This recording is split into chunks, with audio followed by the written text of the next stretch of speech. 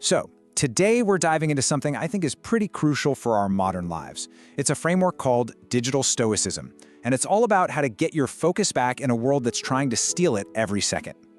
But let's just start with a quick question. Seriously, think about it. When was the last time you were just bored? I mean, truly, genuinely bored. Not scrolling your phone, not half listening to a podcast, just sitting there with your own thoughts. It's weirdly hard to do now, right? And there's a reason for that. It boils down to this really simple but kind of scary idea. We have literally traded our peace of mind for an endless feed of pixels. And this isn't just about killing time. It's actually damaging our ability to think deep, creative thoughts. So let's really unpack that. Why does our digital life feel so chaotic? And what is it actually doing to our brains? You know the feeling. I know you do. That endless scroll through short-form videos, the constant buzz of notifications. You're jumping from app to app, and at the end of it, you just feel fuzzy, drained. People are starting to call it brain rot, and it's that feeling of mental exhaustion you get from being constantly overstimulated. It's become a totally shared experience. Now, to fight this, I didn't just try one of those trendy dopamine detoxes. Honestly, those rarely stick. Instead, I went deeper. I adopted a whole philosophy. I became a digital stoic. And this wasn't just some quick fix, it was a complete rewiring of how my brain interacts with technology. But before we get to the solution, we have to talk about why the most popular methods usually fail. You've probably heard of people going into monk mode, right? Maybe you've even tried it. So, monk mode is all about extreme brute force discipline. You know, waking up at 4 a.m., taking ice-cold showers, and just white-knuckling your way through a tech detox. The problem is, the entire thing is built on a really shaky foundation, pure willpower. And we all know willpower is like a muscle. It gets tired, it gives out. And what happens when that willpower muscle inevitably gives out? Well, you get what's called the binge effect. After being so restrictive for so long, the dam just breaks, and you come rushing back to all your old habits, sometimes even harder than before. It's this awful cycle of punishing yourself and then relapsing. And this slide, it just lays it out so clearly. Monk mode is based on willpower, which leads to the binge effect. Digital Stoicism, on the other hand, is built on something much stronger, systems and a core philosophy. And the outcome there isn't a short-term sprint, it's long-term, sustainable change. It all comes down to this. This is the big mindset shift. We have to stop punishing ourselves. We don't need more punishment. We need a better system, one that actually works with our brains instead of fighting against them. And that brings us to the actual how-to, the heart of this explainer, the Digital Stoic Protocol.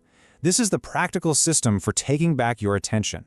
It's made up of 3 really powerful rules. Number 1 is the input gate, which is all about managing what you let into your brain. Number 2 is a practice called voluntary boredom, which sounds weird, but it resets your whole reward system. And number 3 is a classic Stoic idea, Memento Mori, which is a powerful reminder of how valuable your time is. Let's break them down. So the ancient Stoics were obsessed with the idea that the only thing you truly control is your own mind.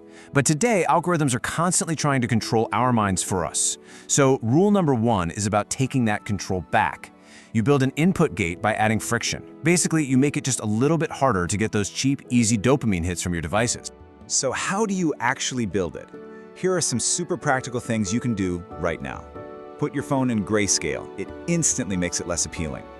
Turn off every single notification that isn't from an actual human. Delete the apps that are designed to make you scroll forever. And if you need to go hardcore, get a timed lockbox for your phone. Okay, rule number 2. This is the big reset button. You have to endure 30 minutes of pure, uninterrupted boredom every single day. No music, no podcasts, no audiobooks, just you and your thoughts. What this does is it forces your brain, which is so used to being fed constant stimulation, to start generating its own dopamine. It's where your best ideas will come from. And now for the final rule, and maybe the most important one. Memento Mori. It's Latin for remember you must die. Now, in our context, it means remember that your time is the most valuable, finite thing you have. You have to look at the cold, hard data of how much of that time you're giving away to a screen. And here's the number that should really wake you up. Based on average screen time, if you live an 80-year life, you could lose 11 years of it to scrolling. 11 years. A whole decade of your one single life traded for pixels. When you really let that sink in, it's a huge motivator. So what actually happens when you put this protocol into practice? What does it feel like on the other side? Well, let's talk about the results, starting with getting rid of that horrible brain fog. I'm not gonna lie to you. The first 3 days are hell. They're awful. Your brain is screaming for that usual stimulus. I was getting phantom vibrations, feeling my phone buzz in my pocket when it wasn't even there. But if you push through, by about day 7, something amazing happens. That constant, low-grade fog that you didn't even realize was there, it just lifts. And the impact on my actual work was just staggering. I'm a writer, and with that new clarity, that new focus, I wrote more in that single week than I had in the last 3 months combined. That is the power of getting into a state of deep work. And that's really what this all boils down to. This is the core idea of digital stoicism. The algorithms, the apps, they want you to be a passenger, just strapped in for the ride. This whole philosophy is about grabbing the controls. It's about deciding to be the pilot of your own mind again. Now look, if this all sounds a bit overwhelming, don't try to do it all at once. Just start with one tiny, simple step. I call it the phone foyer method. The second you walk in the door to your home, leave your phone right there in the entryway. Just create that little bit of physical space. That's it. Start there. So let's end on this thought.